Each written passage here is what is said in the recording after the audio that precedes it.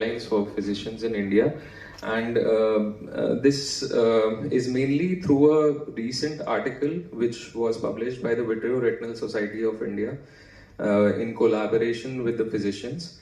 So the first thing is why diabetic retinopathy screening is important. So mainly, as we all know, that India has become the diabetes capital with 101 million diabetics at present.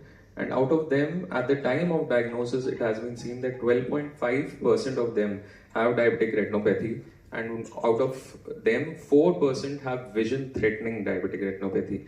So it is very important in these cases to do an annual screening, and especially at the time of diagnosis also, it is very important for a physician to do screening.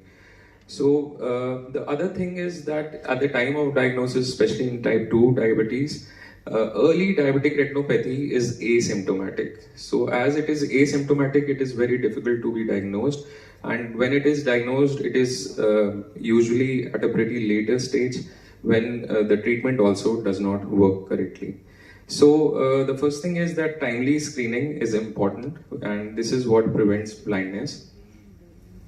So this is just a brief overview of the grading of diabetic retinopathy. Mainly non-proliferative diabetic retinopathy is the first stage that develops. It is divided into mild, moderate and severe according to the findings that we see on the fundus photography or the clinical examination. So in NPDR, mainly microaneurysms are the main thing that form in the early stages. And this is mainly in the blood vessels of the eye, and this leaks to further damage the retina.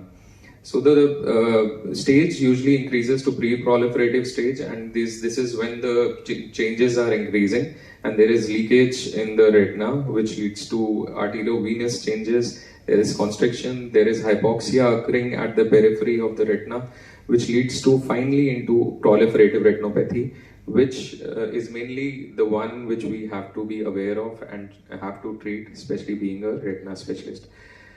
So this is what the fundus photography